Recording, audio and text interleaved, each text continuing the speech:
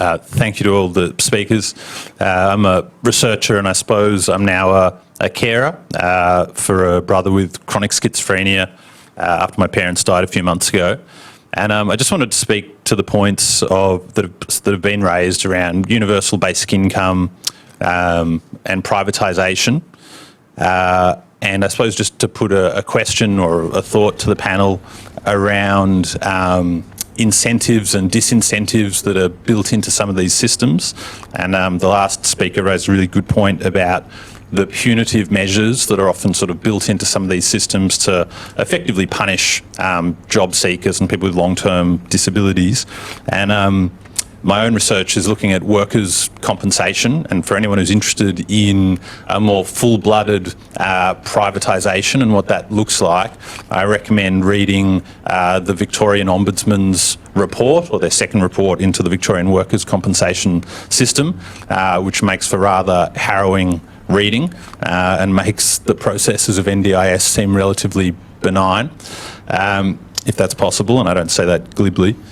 But my question really to the panel is if it seems there's these sort of incentives and disincentives built into these systems which can be quite punitive, and also if I think of someone like my brother who has, an unchanging kind of psychotic state, God forbid he might improve in any way and pretend he hasn't worked or had any social engagement for 20 years, but God forbid he should improve at all and have some wish or some capacity to engage in the workforce or anything like that, because there is a profound disincentive for him to do that, because then his disability pension status would be in jeopardy and potentially taken away.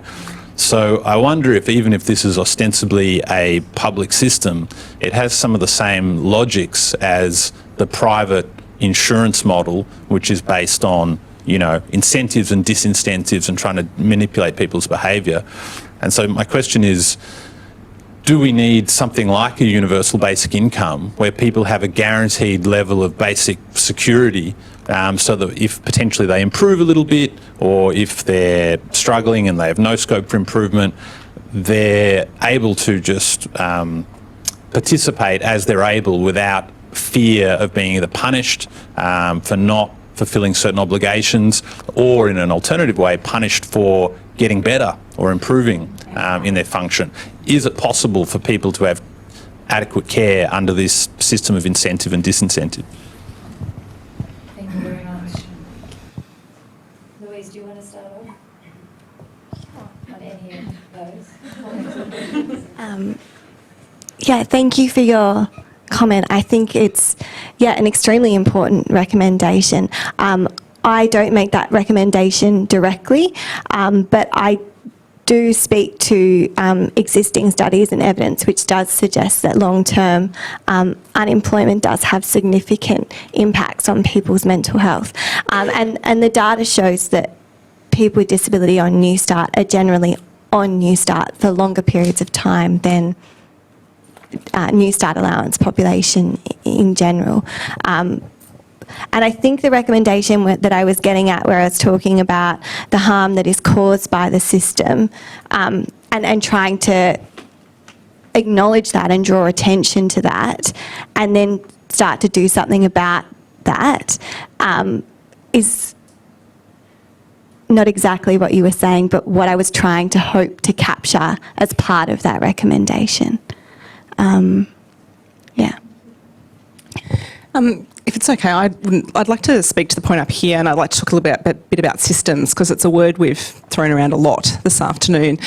And I'm not suggesting that's the case in this group, but it is a word that we use really badly.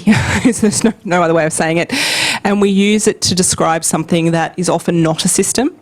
And therefore, there are things that systems have, and often the thing that we're complaining about or that we're seeing faults in is because the system isn't actually operating as a system should. And often there are multiple systems, and what we're doing is ignoring the intersection points of those systems. And I think that was one of the really nice things about the work we talked about, people who, and you're one person who sits in that really unique spot as part of your research, Louise.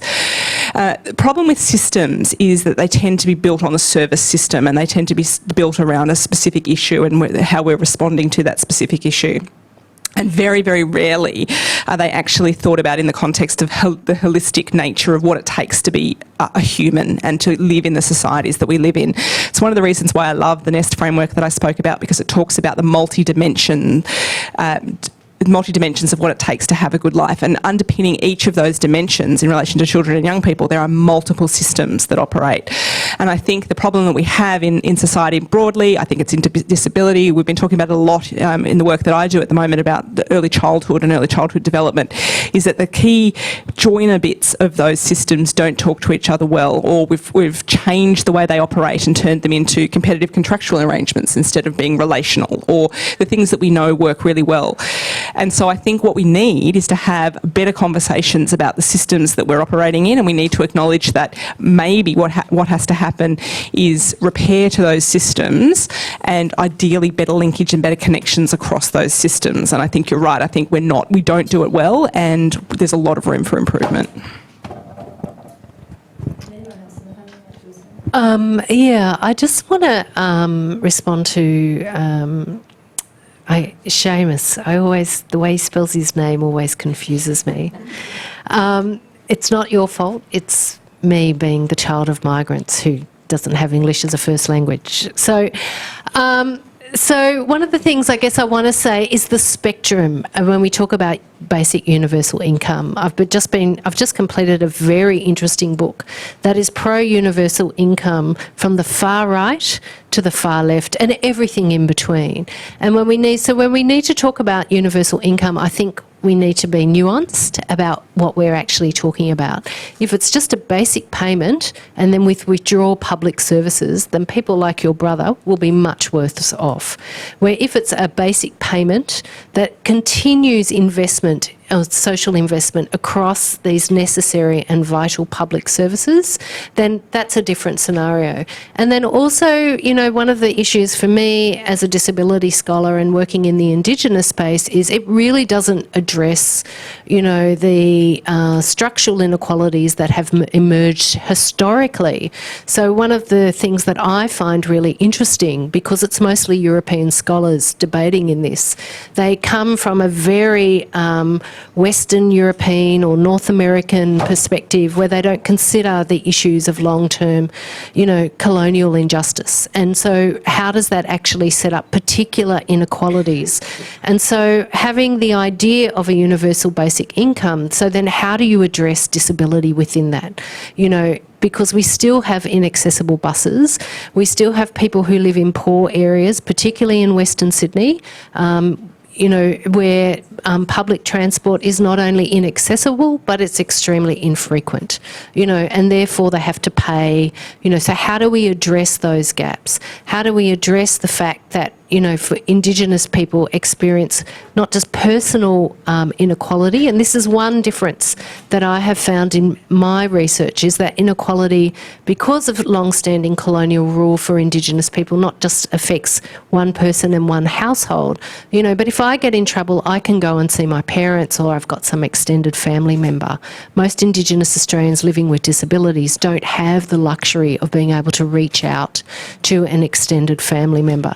So how is the universal basic income actually going to address those broader structural issues?